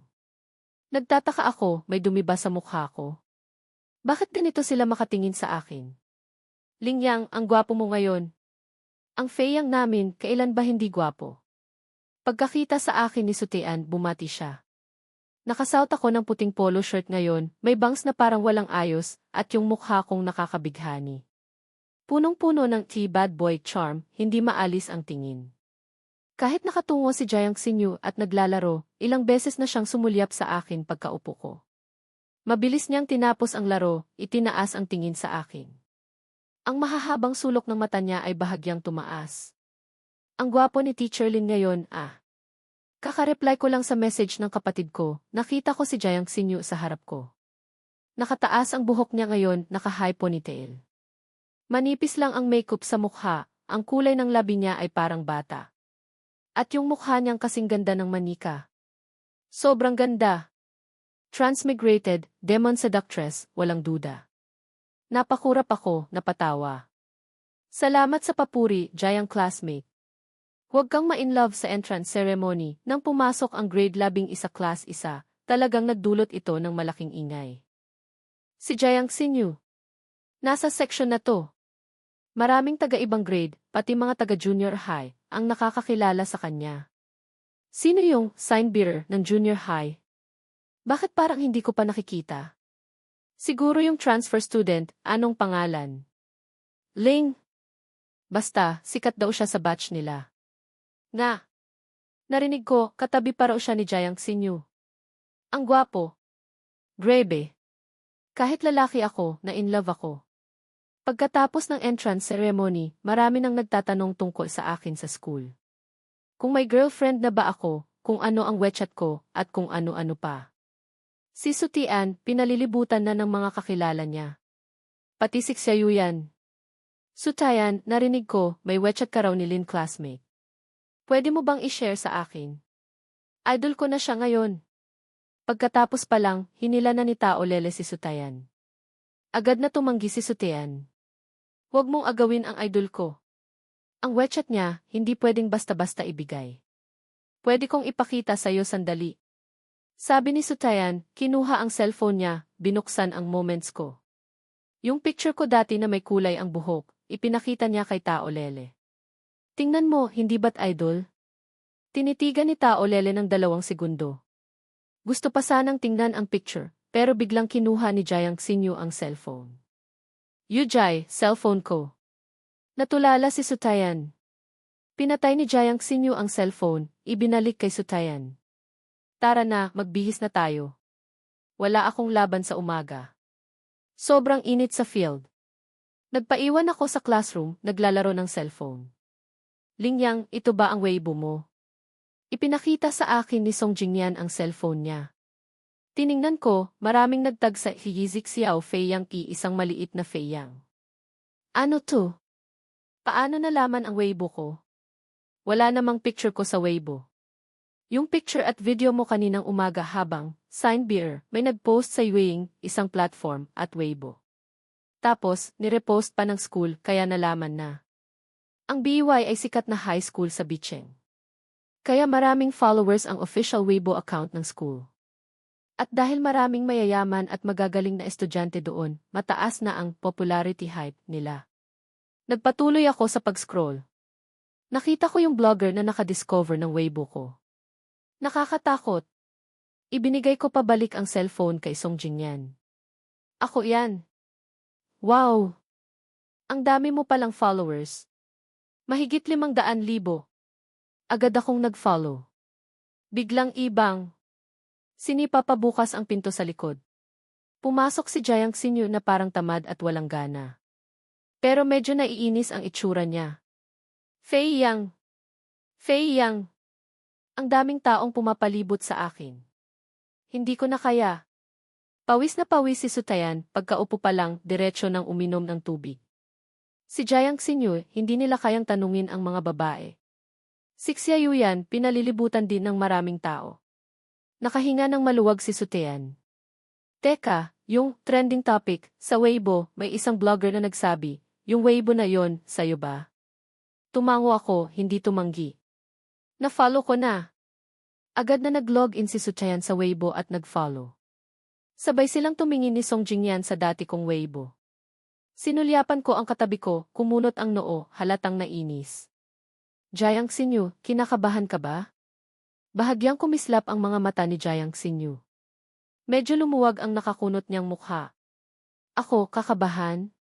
Nagbibiro ka ba? Bakit nakasulat sa mukha mo ng sobrang inis ko, ayokong magsalita? Para kanino yan? Narinig yon, tahimik na inilapit ni Jayang Sinyu ang mukha niya. Sa ilalim ng mainit na ilaw, 1 pulgada lang ang layo namin. Bakit ba ang hilig ng taong to na lumapit ng ganito at manggulat? Bigla akong umatras. Fei Yang. Hinawakan niya ang pulso ko. Mas lalo kaming naglapit. Konti na lang, magkakadikit na ang mga ilong namin. Malinaw kong nararamdaman ang mabilis na tibok ng puso ko at maihalong kaba. Jiang Xinyu. Nanginginig ang mahahaba kong daliri. Nararamdaman ko ang lamig ng cellphone sa palad ko, pilit kong pinapakalma ang sarili. Tingnan mo, nagsiselos ako. Idinikit niya ang bibig sa tenga ko. Isang nakakakiliting pakiramdam ang biglang kumalat sa buong katawan ko. Namula ang tenga ko. Anong selos? Kumain ka din vinegar jealousy, kipun. Ngayon lang ako naging ganito kawala sa sarili. Sa harap pa ni Jiang Xinyu, walang itinatago. Iniwas ko ang ulo ko, tapos itinulak ko si Jiang Xinyu palayo. Kung hindi ka magsalita, walang mag-aakala na pipi ka. Pagkasabi noon, iniunat ko ang kamay ko at nagpaypay. Medyo mainit. Walang pakialam na pinaglaruan ni Jiang Xinyu ang cellphone sa kamay niya. May halong pang-aasar ang ngiti niya. Ang cute mo talaga, gwapo. Ang preliminaries at finals ng high jump ay sa hapon. Nag-check-in ako, pumasok. Habang naghihintay, sakto namang women's 400 metro finals. Nasa first lane si Jiang Xinyu, sa pinakaloob. Habang naghihintay ako, sakto namang nakatayo ako doon. Teacher Lin, hindi mo ba ako i-cheer? Napunta ang tingin ko kay Jiang Xinyu. Nakasuot siya ng pulang sportswear. Sa ilalim ng manipis niyang bangs, ganun pa rin ang malamig niyang tingin. Parang wala siyang pakialam sa iba. Go! Walang emosyon ang tono ko. Nasa isip ko pa rin ang sinabi ni Jiang Xinyu, kaninang umaga, nagsiselos ako. Naisip ko yon, bigla akong namula.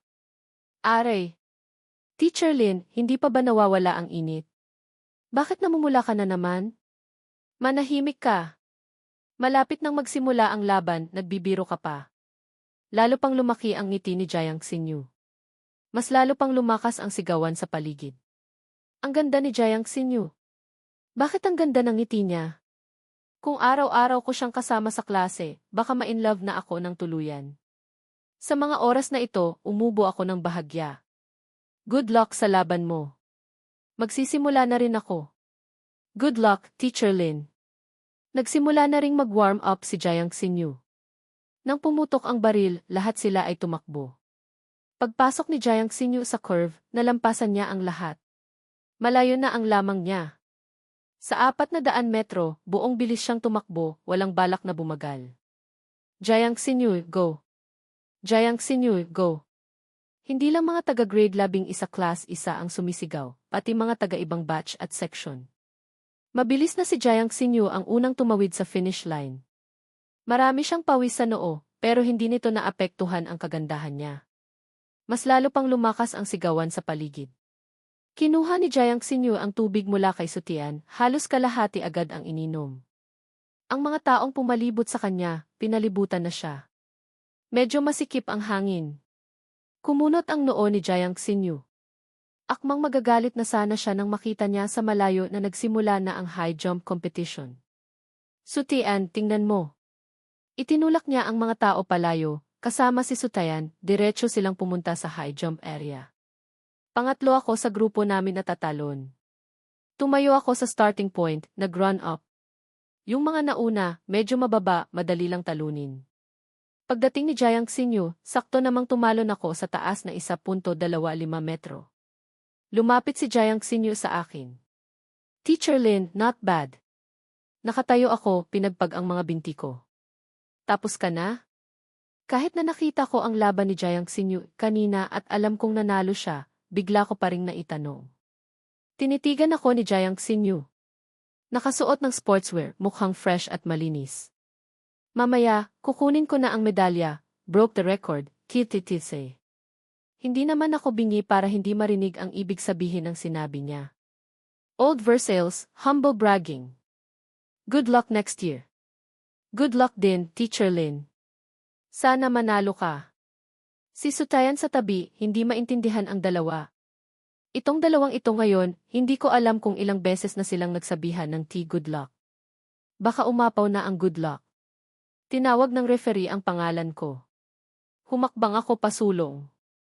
Ang baras, umabot na sa 1.3 metro. Nag-run up ulit ako, tumalon. Wow! Ang galing ni Idol. Malapit nang masira ang record. Isang malamlam na ngiti ang dumaan sa malalim na mga mata ni Jiang Xinyu. Tara, bili tayo ng milk tea. Gaya ng inaasahan, ako ang nanalo. At nasira ko ang school record. Lingyang, ang galing mo talaga. Yung porma mo, halatang sanay na sanay. Uminom ako ng tubig, medyo pagod na. Hindi sapat para pawiin ang uhaw. Tara, bili tayo ng milk tea. Gusto kong uminom ng Yashiksayang lemon tea, dark poop fragrance lemon tea, as type of tea. CJ. Matagal na rin akong hindi umiinom niyan. Malaki ang BY School. Bukod sa kantin, mayroon ding parang food street, maraming tinda. Pagdating namin ni Song Jingyan, marami pa ring tao sa milk tea shop. Ang daming tao. Mag-order na lang muna tayo online. Tiningnan ni Song Jingyan, mukhang hindi sila makakasingit. Tumango ako. Akmang mag-o-order na sana ako nang marinig ko ang isang pamilyar na boses. Fei Yang! Si Sutayan, may dalang milk tea, may isa pang hawak na iniinom. Ang galing ng timing. Bakit nandito rin kayo? Lumapit si Jiang Xinyu sa akin, iniabot ang milk tea na hawak niya. Para sa'yo, Yashiksayang lemon tea. Paano mo nalaman na ito ang gusto kong bilhin? May halong kasiguraduhan. Ang boses ni Jiang Xinyu. Siguro dahil may connection kami ni Teacher Lin. Ang landi talaga. Tiningnan ko ang mga tao sa milk tea shop. Naisip ko, sige na nga, hindi na ako tatanggi kay Jiang Xinyu. Kinuha ko. Salamat.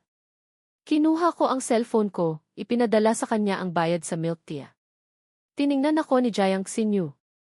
Sa akin ka pa nahiya. Malakas akong sumipsip ng milk tea.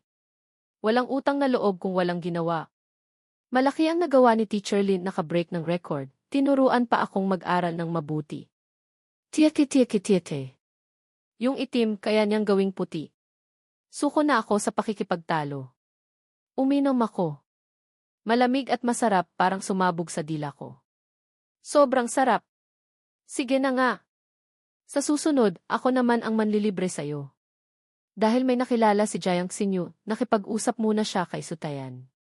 Kami naman ni Song Jingyan, balak na naming bumalik sa classroom. Lingyang, hindi mo ba nararamdaman na kakaiba ang trato sa'yo ni Jiang Xinyu? Saan kakaiba? Nagtatakang tumingin ako kay Song Jingyan. Uminom si Song Jingyan ng milk tea na bigay ni Sutayan kanina. Ngayon ko lang nakita na ganyan siya sa isang lalaki. Bago ka dumating, hindi ko pa siya nakitang nakikipag-usap ng maayos sa lalaki. Yung sinasabi ba niya ngayon, maayos na yon? Nalilito ako. Basta, si Jiang Xinyu, iba talaga ang trato niya sa iyo kumpara sa ibang lalaki. Basta, kakaiba. Tumango na lang ako na parang naintindihan pero hindi. Bigla akong huminto. Ibinigay ko ang milk tea kay Song Jingyan. Hawakan mo muna. Magsisintas lang ako. Pagkasabi noon, yumuko ako at nagsimulang magsintas. Akmang tatayo na sana ako nang biglang may malakas na tumulak sa likod ko. Muntik na akong sumubsob. Ginamit ko ang kaliwang kamay ko para sumalo sa sahig. Hindi tumama ang mukha ko, pero ang tuhod ko biglang nasugatan. Tumutulo ang dugo. Lingyang. Kakabati pa lang ni Song Jingyan sa katabing lalaki. Paglingon niya, nakita na niya akong halos nakaluhod na sa sahig. Pilit akong tumayo. Nasugatan ang kaliwang kamay ko, masakit din ang tuhod ko. Nakita ko ang nasa harap ko, si Duziteng, sakit tiyan pala. Sorry. Kanina, naglalaro kami, hindi ako nakatayo ng maayos. Hindi pa ako nagsasalita, lumapit na si Duziteng, sakit tiyan, para alalayan ako.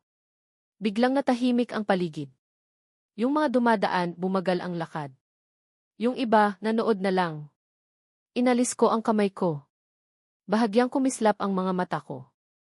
Alam ko naman kung totoo o hindi. Yung lakas ng tulak, halatang sinadya. Nang makita niyang hindi ako nagsasalita, biglang nataranta si Duziteng, sakit tiyan. Sorry. Hindi ko talaga sinasadya. Sino ang gumawa niyan? Biglang pumasok si Jiang Xinyu mula sa karamihan. Nang makita niya ang tuhod kong dumudugo, may mga dumi pa at medyo nangingitim, naging madilim at nakakatakot ang mga mata niya. Jiang Xinyu, sorry. Hindi ko sinasadya. Hindi pinansin ni Jiang Xinyu si Du Ziteng, sakit tiyan. Agad nila akong dinala sa klinik. Teacher! Teacher! Tingnan niyo, dali. Medyo nag-aalala ang tono ni Jiang Xinyu. Tinitigan ng nurse sa klinik. Ay, binata. Hindi ba't kailan lang tayo nagkita? Bakit nandito ka na naman gayon? Sabi niya habang tinitingnan ang sugat sa tuhod ko. Kumuha siya ng alcohol cotton. Medyo masakit to, tiisin mo lang. Dadahan-dahanin ko. Marahang pinunasan ng nurse sa klinik ang mga dumi sa paligid ng sugat ko. Ang hapdi ng alcohol ay direktang tumama sa mga pain nerves ko. Teacher, dahan-dahan lang po. Masakit na ba yan? Sabi ni Jiang Xinyu sa gilid. Binata, ang gwapo mo pa naman, laging nasusugatan. Mag-ingat ka nga. Kapag nagkapeklat, pangit na. Pagkatapos linisin ng nurse ang sugat, nilagyan niya ng gauze ang tuhod ko. Huwag kang masyadong gagalaw. At huwag mong babasain ang sugat. Pagkasabi noon, humarap ang nurse kay Jiang Xinyu. Miss, alagaan mo ang boyfriend mo. Ngumiti lang si Jiang Xinyu, walang sinabi. Teacher, nagkakamali po kayo. Hindi ko po siya girlfriend. Magkaklase lang po kami. Agad kong itinanggi. Ngumiti ang nurse na parang sinasabing, alam ko na. Umupo muna kayo, magpahinga. Kapag okay na kayo, pwede na kayong umalis. Pag-uwi, tandaan niyong palitan ang gauze. Yang Zai! Yang Zai! Parang tumatawag ng kaluluwa, dumating na naman siya. Si Xiaoyan, hingal na tumakbo papasok. Agad niyang hinawakan ang kamay ko, sinuri ako mula ulo hanggang paa. Xiaoyan! Napaaray ako. Inilahad ko ang kaliwang kamay ko. May sugat din dito. Agad na hinawakan ni Jiang Xinyu ang kaliwang kamay ko. Bakit hindi mo sinabi kanina? Tiningnan ko. Nakalimutan ko. Mukhang natanga ka na sa pagkakadapa mo. Teacher! Teacher! May sugat din po ang kapatid ko sa kamay. Sigaw ulit ni Xiaoyan sa nurse. Walang pagmamadaling lumapit ang nurse. Tiningnan ang palad ko. Nasugatan lang. Linisin lang natin. Mabuti na lang at hindi kasing lala ng sa tuhod. Ingatan mo na lang to, hindi na kailangang lagyan ng gauze. Si Du Ziteng, sakit tiyan, ang gumawa niyan. Bago dumating si Xiaoyan, naikwento na sa kanya ni Sutean ang nangyari. Kung sinadya ba o hindi, wala namang nakapansin noon. Hindi ko alam. Basta, may tumulak sa likod ko. Biglang natahimik ng matagal.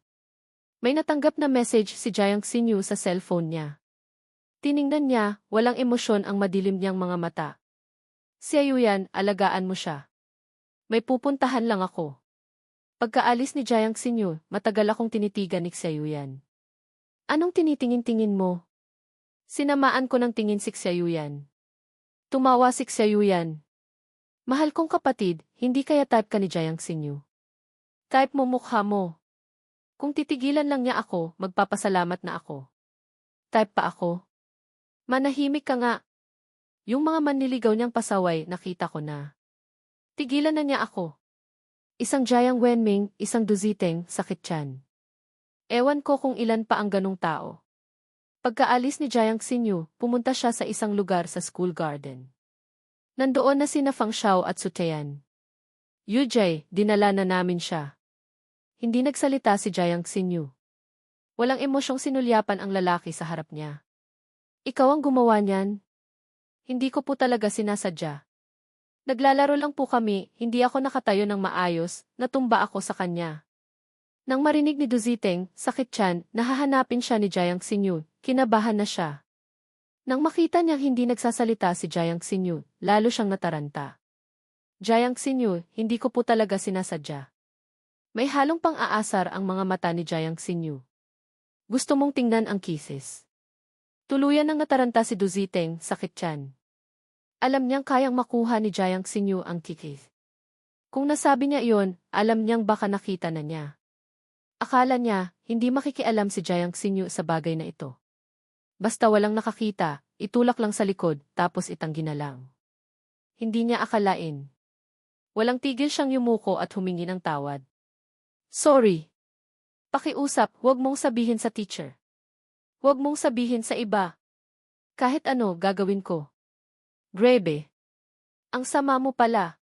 Sumang-ayon si Sutayan. Hindi ko akalain.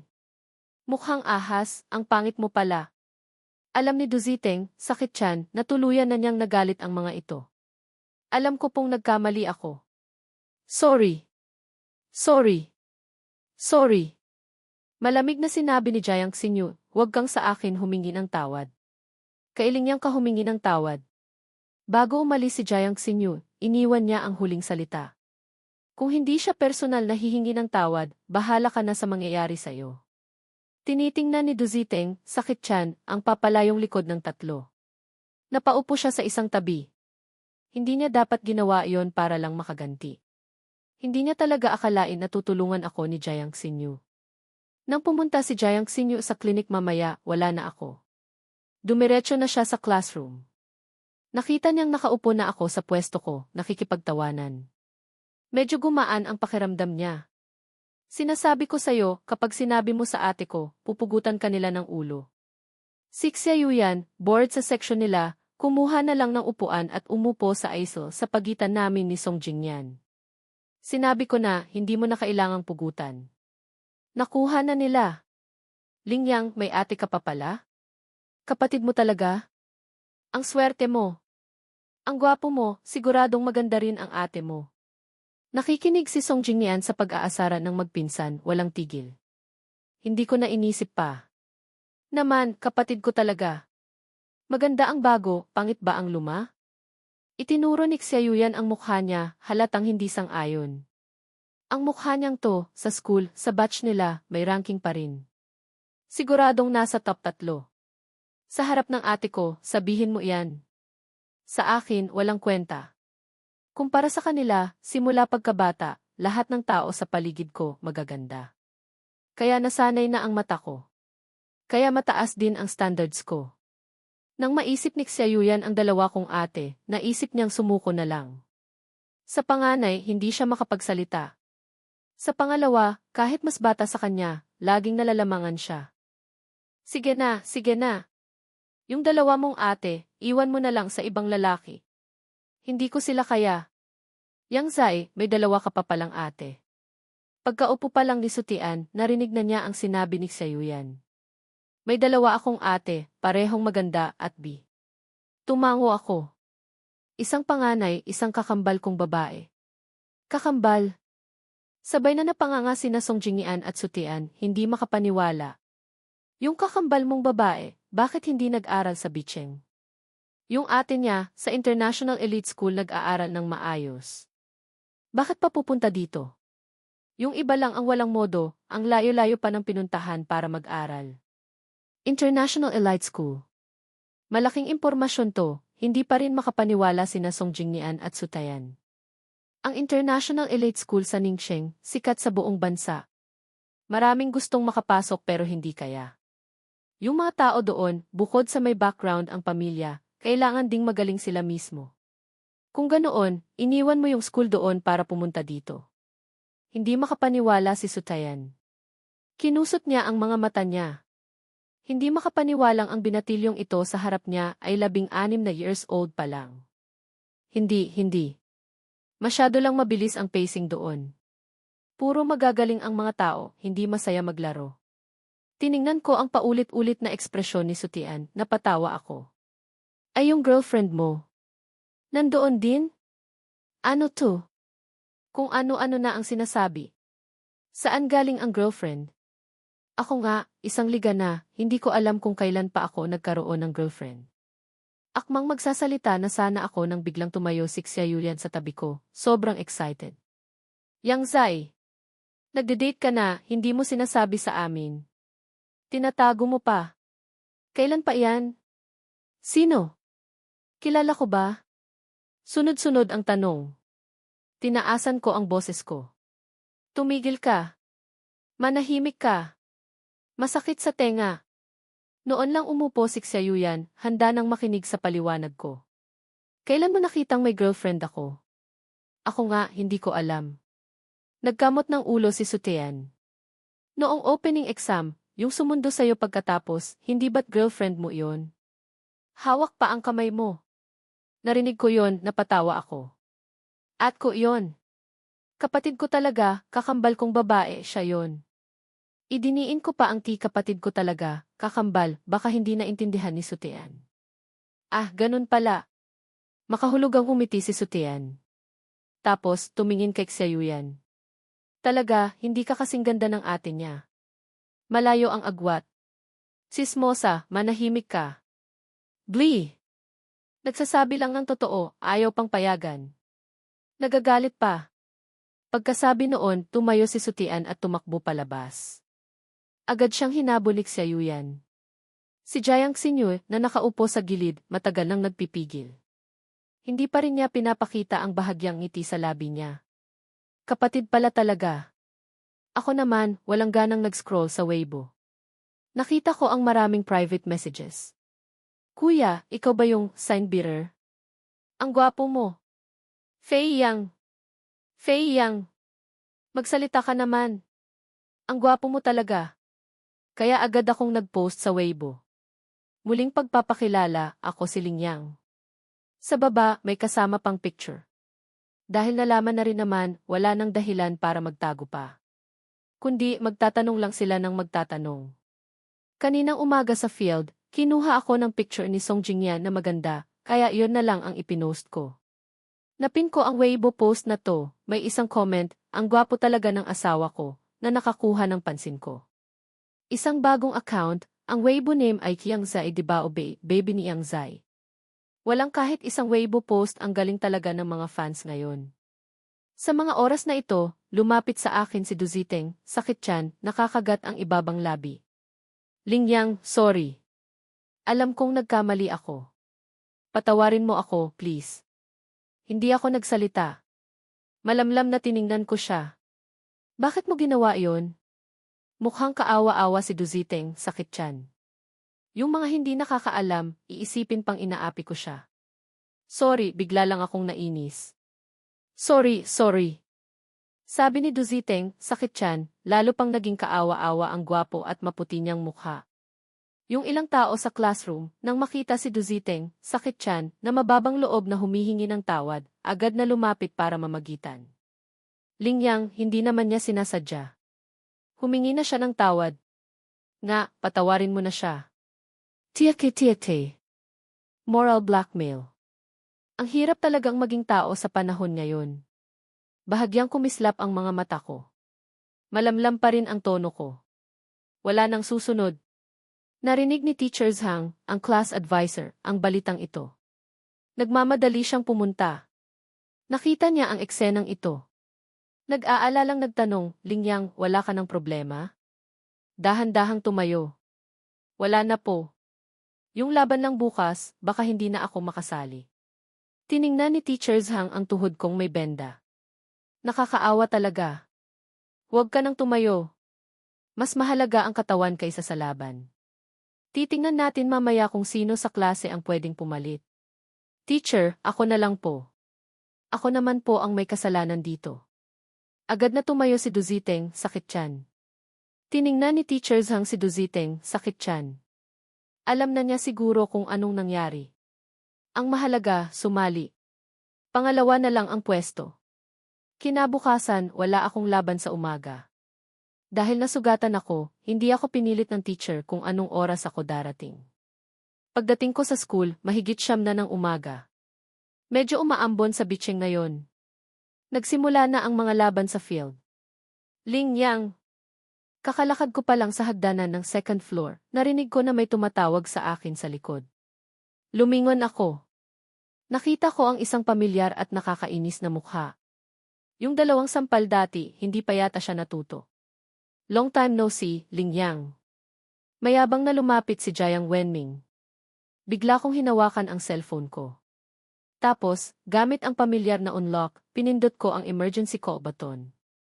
Kasi naman, si Jiang Wenming, may kasamang 4 na mukhang siga na lalaki sa likod.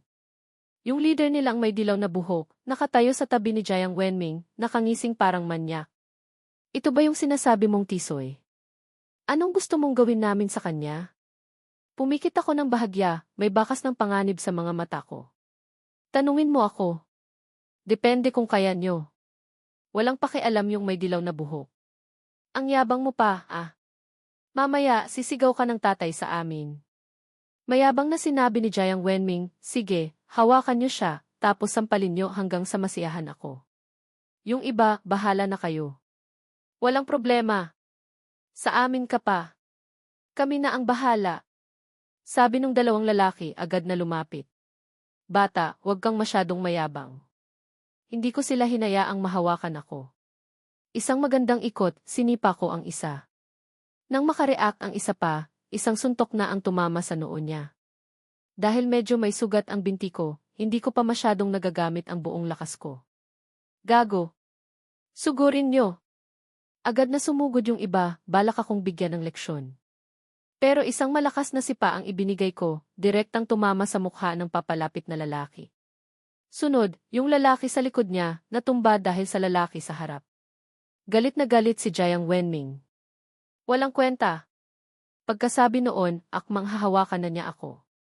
Pero hindi pa man lang niya nahahawakan ang kahit isang hibla ng buhok ko, binaluktot ko na ang braso niya. Sunod, yumuko ako at direktang ibinalibag siya sa sahig. Grebe. Pagdating ni Sutean, sakto namang nakita niya ang eksenang ito. Ang mga mata niya, mas malaki pa kaysa dati.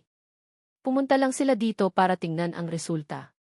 Ang galing ni Fei Yang. Yung leader nilang may dilaw na buhok, biglang tumayo. Akmang susuntukin na niya ako. Ingat! Agad na humarang si Jiang Xinyu. Isang mahinang ungol ang narinig. Yung kamay ng may dilaw na buhok, biglang huminto sa ere. Hindi niya alam kung itutuloy pa ba o hindi.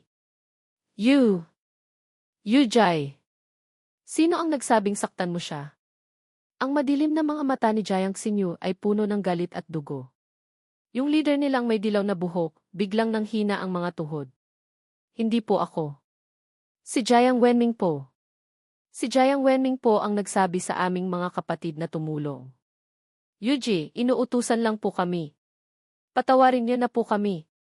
Wala na pong susunod. Yung leader nilang may dilaw na buhok, nagmamakaawa na kay Jiang Xinyu. Kapag nagalit ang prinsesang ito, kahit sino pa ang dumating, wala nang magagawa. At saka, ang pamilya niya sa Bicheng, talagang walang nangangahas na galitin. Alice! Sigaw ni Jiang Xinyu. Gumulong ng 2 beses sa sahig yung leader nila. Kasama yung 3 pang lalaki, takot na tumakas. Jiang Xinyu, okay ka lang ba? Binitawan ko rin ang kamay ko. Direktang tumama ang mukha ni Jiang Wenming sa sahig. At ang kanang kamay niya, na-dislocate, hindi na maigalaw.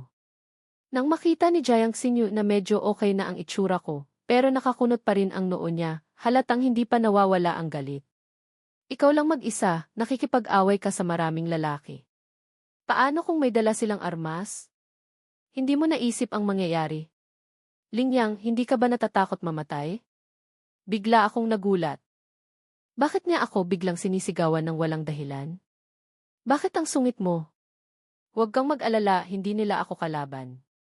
Nang makita ni Jiang Xinyu na ang yabang ko pa rin, parang walang pakialam sa mangyayari, lalo siyang nagalit. Akmang magsasalita na sana siya nang agad na lumapit si Xiaoyan. Jiang Xinyu. Jiang Xinyu. Nag-aral siya ng judo, taekwondo at kung ano-ano pa. May konting kaalaman siya. Dati nga, may na-ospital siyang isang tao, 1 buwan siyang nakahiga. Huwag mo na siyang patulan. Paano si Jiang Wenming? Lumapit si Sutean, sinulyapan ang nakahandusay na tao sa sahig. Itinago ni Fang Xiao ang cellphone niya. Tumawag na ako ng 120. Mabilis na dumating ang 120. Dinala si Jiang Wenming sa ospital.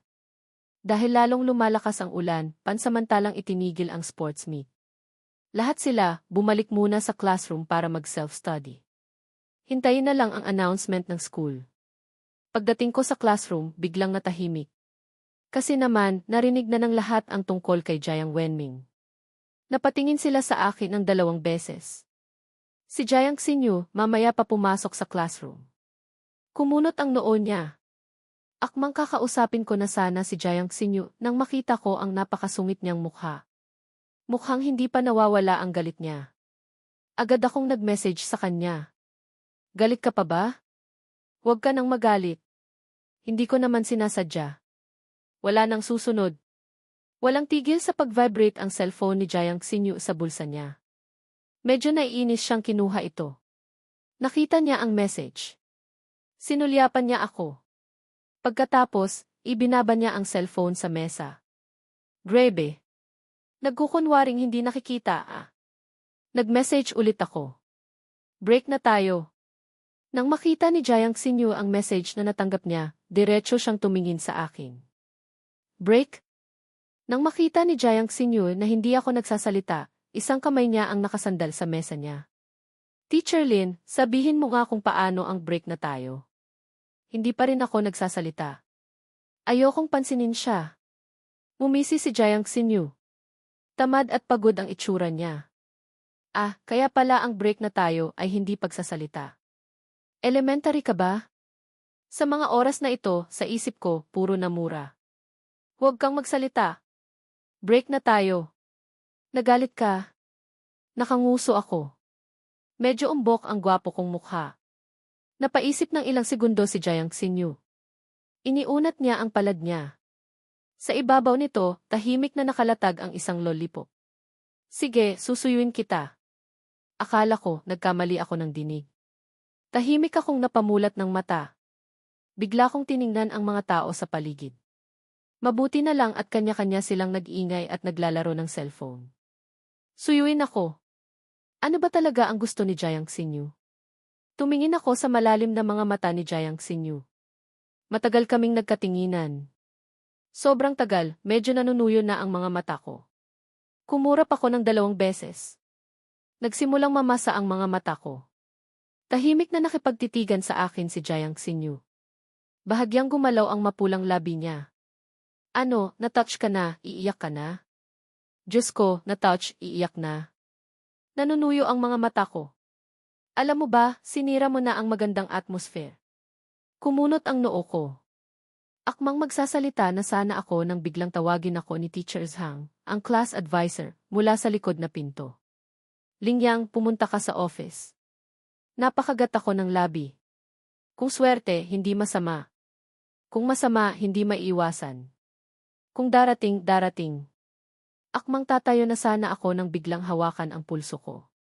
Ang mainit niyang palad ay dumampi sa malamig kong pulso, medyo nakakakiliti. Sasama ako sa'yo. Hindi na kailangan. Ako ang hinahanap ng teacher. Ako di. Binitawan ni Jiang Xinyu ang kamay ko. Kasi naman, maraming mata sa klase ang nakatingin sa amin. Tiningnan ni Jiang Xinyu ang paligid. Mabilis nilang iniwas ang tingin. Mahinahong binitawan ni Jiang Xinyu ang kamay ko, pinayagan akong umalis ng classroom. UJ, sa tingin mo, anong gagawin ni Old Zhang, Teacher Zhang? Hindi basta-basta ang mga magulang ni Jiang Wenming.